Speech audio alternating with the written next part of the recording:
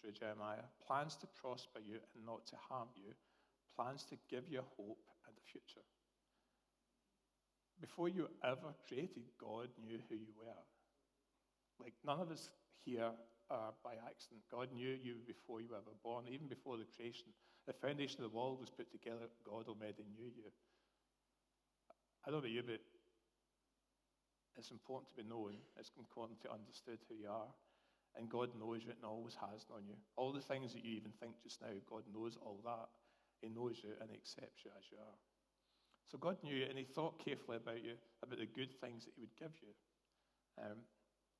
So not only do we have value because we're made in God's image, but we have value because of what he's placed in each of us. Every person in this room has something unique that's different. God has placed that inside of you. Each person is valuable because they're made in God's image and also because of unique personality, gifts, purpose, and destiny that's placed deep inside you. I think sometimes it's hard to see that. It's hard to see for yourself what God's placed inside. You're not just unique, but you're wonderfully made. I can't like to think of you as being like God sitting there as a craftsman, actually just taking his time over putting you together and making you into the person that you are. So it's important that each of us understand that God values us as individuals. But also collectively, he's placed a wealth of personality, gifts, purposes, and destinies within his people. It's important to understand the value that God places in you, but also in the people around about you. If you look at this collective moment, the potential within here is amazing because of the collective potential he's put together in each of you and the value you have here within this church, within this building at this moment. And for those of you online as well, I'll always add that in. So, Cam, so we move on. Next slide. Slightly disconcerting. I can only see the top of Cam's forehead, but I still know it's her. And so in Genesis, right back at the beginning, I love this expression where it talks about let there be light in Genesis 1:3. So when God speaks, things happen. And it says here, let there be light, and there was light. God saw that the light was good. And if you look out the window, even on a dull Motherwell day, that light is still shining today. So when God speaks and something happens, it continues to happen. It doesn't stop. When God said, let there be light, that light has continued to this day. So when God speaks, something always happens. And we know from the following verses in that chapter in Genesis, the full story of creation, how that pattern continues. God speaks. It's almost like you can see the thought process going, well, let's do this. And when he speaks, something happens. And all the way through that when he speaks, what he does is he actually creates. He creates life, he creates beauty. He brings, and the whole wording within those verses, he talks about, he brings order where there's been chaos. I can often feel when God's speaking in my life about how that moment of chaos is just turned into order. Repeatedly through this week, shall I add. But so when God speaks, his words carry that much power that something has to happen. And then we look at Jesus, and Jesus models the same. So when he speaks, his word also causes things to happen. And it happens in different ways for Jesus, because Jesus speaks at times, he says, be healed, and the person goes away and they're healed. And we read that in Luke 5. The leprosy disappeared. His words are so powerful that the man's healed. And then when he speaks to the sea, when the disciples are all panicking in the midst of the storm, and Jesus is sleeping at the back of the boat, he turns around and says, speaks to the storm to be still, and peace comes. And I think for some of us today, we need to understand when God speaks, we hear his voice, how peace comes. So if you're facing moments just now where you're anxious, then just look to hear God's voice in that situation. And then John 11:43 talks about when he cries out with a loud voice, Lazarus, come forth. Then Lazarus rises from the dead and comes out of the tomb. Notice that when Jesus speaks, it makes a difference. It makes a difference for the better, for the good. That life and beauty in God's order comes. In Proverbs 18:21, it speaks about how The tongue can bring life or death. I don't know about you, but sometimes that verse causes me to panic. But see previous statements, I need to hear God's voice to get peace. Okay, so in that situation, we have options in how we speak. God He's always given us a clear choice as to how we make decisions, and we can speak words that bring good, or we can speak words that bring harm. There is power in our words. Now, a lot of you know me, so I need to be transparent here. This has been a really challenging journey for me, okay? Because my sense of humour can take me into a whole lot of bother, because it can often lead me to not speak life into people.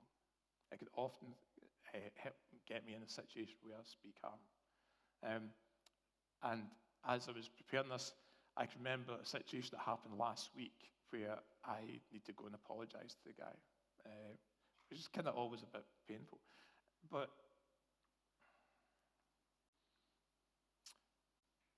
when a number of years ago, God really challenged me on the fact that I use my humour to not bring life, and I use my humour to actually hurt other people. Not intentionally, okay, but actually I was bringing damage through my humour. And for me, that's a big challenge, because what do you do when you think you're funny and nobody else does, and you're causing damage when you're funny? And so I was like, oh God, what do I do with this? Because I like to have fun. And he was like, well, I was thinking in my head, the only way to stop this is to stop it, like to stop being funny. And I was like, oh God, can you really ask that? It's so natural for me. And so I felt God said, look, no, I've given you a sense of humour. I've given you a voice that is powerful to speak. It needs tweaked, okay? And so I went through a period of, this is probably 15, 20 years now, of having to go through that journey of actually listening to what God has to say about my sense of humour. And now I treat it like a set of bathroom scales, okay? If I'm about to say something, I think about those bathroom scales, okay? I'm only going to go in those bathroom scales if I know there's a good outcome, right? And so if I'm about to say something and I'm thinking, this is not going to go well, then I'm not going to go anywhere near it.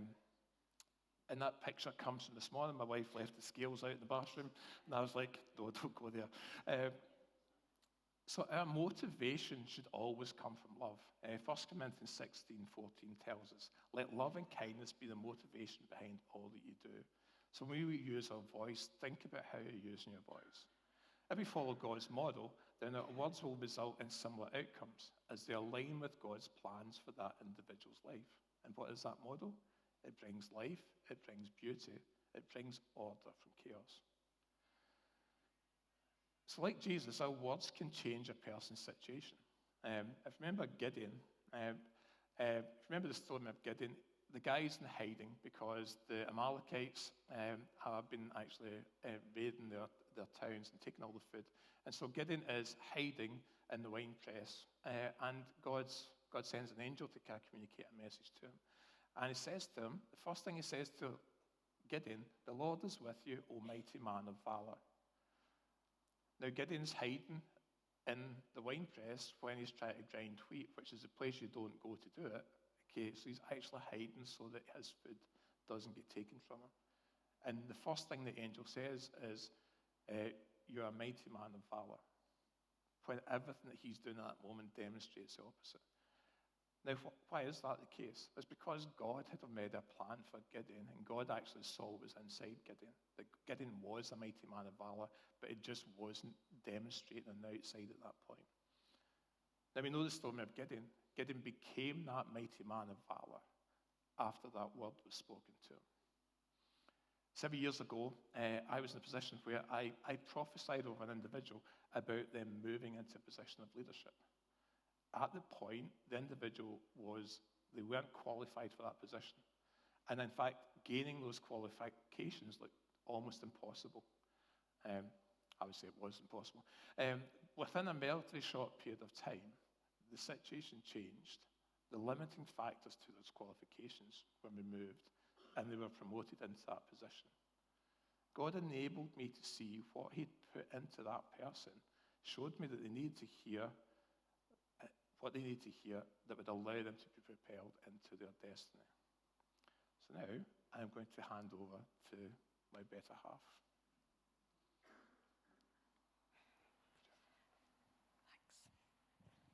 Thanks. So, given that people have value, and when we speak, our words matter and have the ability to change things, what we see in people and what we say about them really matters. So how should we see people? Well, Paul gives us a really good principle in 2 Corinthians. He writes a letter to a church that is going through a lot. The church has got a lot going wrong. Some of those things would be that they had experienced religious persecution. They also had let their standards slip, so there was all sorts of questionable behaviour going on within the church. And they had a lot of cliques and fighting within the church. So Paul takes the first few chapters of this letter to explain to them what happens when things are going wrong. And he says to them that they should still have hope, and he reminds them that when Jesus died and rose again, that everything changed. And the main thing he's telling them that changed for them in particular was that there was a different perspective. So before they knew Jesus, before they became Christians or came into God's family, they looked at things merely from a human point of view. So when they looked at things, they saw the obvious. They saw what was right in front of them. They saw the surface level. But actually, when they became Christians, that perspective was completely changed because Jesus has changed everything. And what they had instead was, for wanting a better word, spiritual lenses, like they had put on their spiritual glasses, or a supernatural lens through which they saw everything. So everything they saw now was different. The way they looked at life, the way they look at death, the way they look at other people should be different. And so the verse that we look at now on the screen in 2 Corinthians 5:16 is right in the middle of Paul explaining all this. And he's telling them, okay, with all that infighting and everything, this is how you should view people. And he says this: so we have stopped evaluating others from a human point. At one time, we thought of Christ Jesus merely from a human point of view. How differently we know him now. And in that verse, Paul's saying that, sorry, I'll just stop for a moment, I've lost my train of thought. Yeah, Paul's saying is that when we look at people, we have to use our new perspective. So when we had our old perspective, we looked at Jesus, and we just looked at him through a natural lens. So you might have seen Jesus as a man. You might have seen him as someone who lived next door to you. You might have seen him as a tradesperson, a carpenter from a tiny town in a little-known place in the middle of Israel where everybody joked about and said nothing good came out of. You might have thought he was kind. You might have thought he was a good storyteller. You might even have appreciated some of the miracles he did, but you wouldn't really have seen him for who he really was. For Paul, Jesus was a heretic and somebody that was blasphemous. So he had completely changed his perspective on Jesus. And Paul is saying if we look with a normal view, we will just look at somebody like Jesus from the completely natural point of view. But with our spiritual lenses on, we see him as the Son of God, the Messiah, the way back to Father God. We see him in the word of the song, a waymaker, a miracle worker, light in the darkness, hope of the nations, a redeemer, God himself made human, and so on. If we don't use those supernatural lenses that we've been given, then all we will see is a natural person, and we will miss the whole purpose and gifts and the missions that was in Jesus. And that's exactly the same if we look at each other with normal lenses. We will miss those personalities, purposes, gifts, and destinies that Andy mentioned earlier that God placed in us right at the beginning when he was creating us. And Paul's point is exactly this, that if you see people naturally round about you and don't put on your new lenses that God has given you, your supernatural lenses, then you will completely miss things that God has for you. Proverbs 20:15 explains this a little bit more. It says in here, the purposes of a person's heart are deep waters, but one who has insight draws them out. And that word insight there means a spiritual perception. Someone that's got their new supernatural lenses on can look into someone and draw out what's deep within their hearts. I had an experience once when I was on a way to catch a train. I stopped to get a coffee, and as the man that was making my coffee wrote my name on the cup, into my brain just sprang, oh, his writing's really unusually creative. And as I thought that, I felt a nudge from the Holy Spirit to say something to him. And I was a bit reluctant because, one, I didn't want to look silly. Two, I didn't want to know what I was going to say to him. And three, I wanted to catch my train. So I eventually plucked up the courage to speak to him, and I said, I'm a Christian. I know this is a bit weird, but sometimes God gives me things for people.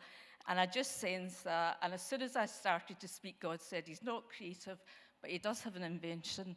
I want to talk to him about that. And I said to him, have you ever thought of doing an invention? And he went, nope. And I went, oh, okay, got that wrong, sorry. And he went to make my coffee, and then he came back and he said, I lied, I do. I've got something that I've thought about. I said, I don't need to know anything about it, but God wants you to know that he put that in your heart, and you should go ahead and develop it, because I think God's saying it will be successful. And that was a moment just in the middle of a normal day where God drew out in somebody's heart from the deep waters what he had put in them, and he wanted to affirm them.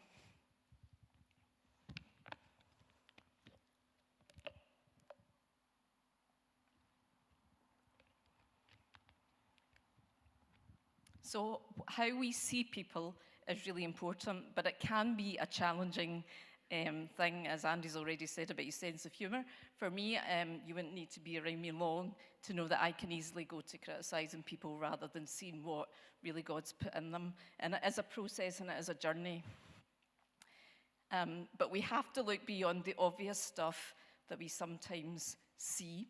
It might just be a personality trait that you don't like in somebody, so therefore you switch off from maybe what they carry, or maybe they have a style that they preach or whatever they do, and you switch off from them.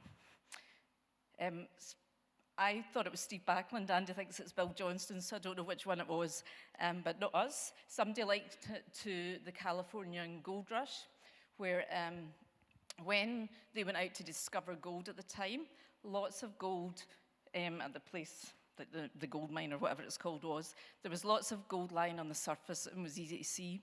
And in some people, their gifts and their abilities and what they carry is like that. It lies on the surface and it's quite easy to see. But there was other times where they had to dig deep and they had to maybe sift through some dirt or, I don't know what you get in gold, whatever it is, to get to the treasure. And actually, sometimes you have to look past the things like personality traits that you might just not like to access the wealth of gifting and purpose that God has put in people.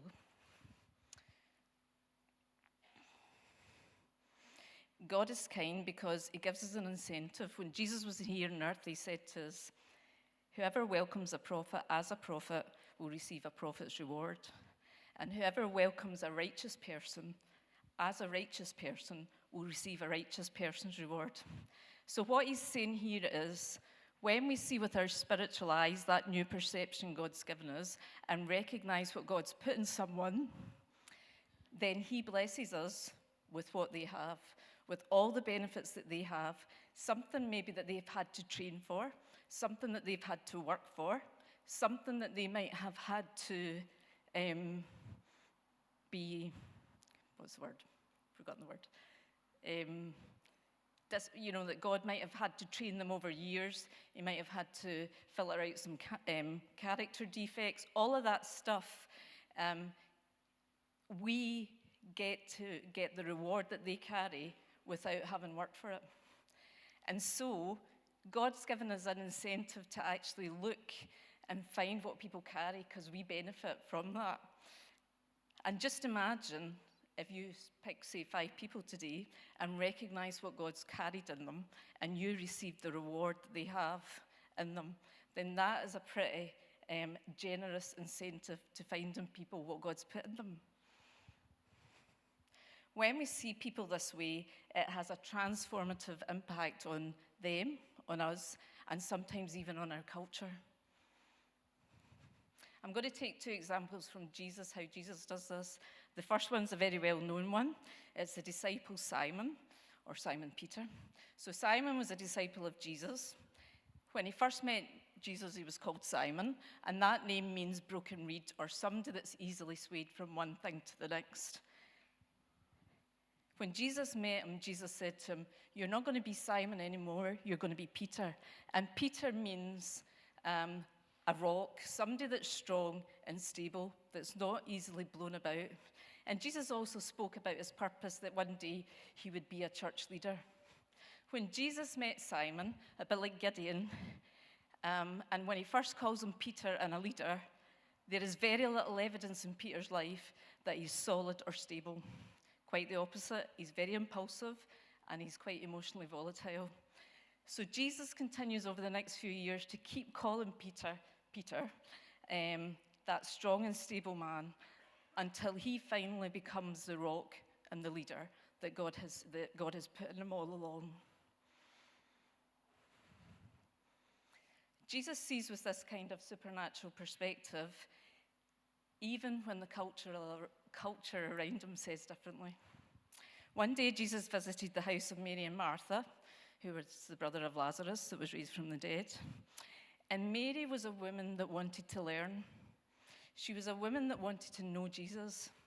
The only problem was women were not allowed to be educated in those days. They weren't permitted to be learners. But Mary chooses to take the position of a learner or a disciple, and she sits at the feet of Jesus. And Martha, her sister, has complaints because, one, she's left doing all the work and nobody likes that. And secondly, really this wasn't a woman's place. And Jesus looks by all of that, looks by his culture, and he looks at Mary and he looks straight in her heart and he sees the heart of a learner. And he sees the heart of a disciple. And he says to her, he says to Martha and her and to everybody listening to him, that she has chosen the best thing, and he affirms her despite what culture says. And creativity, okay, to actually, and so all those items in the Holy of Holies in the tabernacle, God had given this man the skills to actually create that. So he created a team round about him to actually do that. And so I felt God saying that actually within this place today, that God has put people together in this church with creativity and skills to go beyond what is the normal, to actually work beyond what is actually within just even this town, to actually have creative ideas and to have wisdom to do things that way beyond what people would expect. And I just felt that God was saying, I was going to use a term here, but I don't want to use the term in case it goes the wrong way, but I just feel there's a sense in which this church here could be what I would call cutting edge, okay? And by cutting edge, I mean it can tap into the wisdom and the revelation of God to do things differently. Like, I don't know about you, but I've been in church for, put it this way, probably technically longer than I can remember, because I've been to church since I was born, literally. And there's ways in which we can just continue to do stuff. But every so often, God resets things. God actually says, well, there's more that you can do here. Okay, and I just really want to encourage you that you have the collective creativity in this place, and you have the ability to actually hear the voice of God and actually come up with ideas on how you reach out into this community and how you worship God and how you hear from God and how you live your daily life. Revelation is going to take you on to actually be more successful than you would be if you're individuals. And I really just feel that edge of almost like being at cutting edge. I feel that's part of the kind of almost what you call the DNA of this church, to actually have ideas. I know you do stuff at the moment. Although we've been here a few times, I don't know everything you do, but I just feel that God's releasing the creativity for you to do things differently And if I were to say the words that we're saying to Gideon, you mighty man and woman of valor, which is to give you the courage to do what God has actually released for you to do. And I just want to encourage you that this is not age-bound, okay?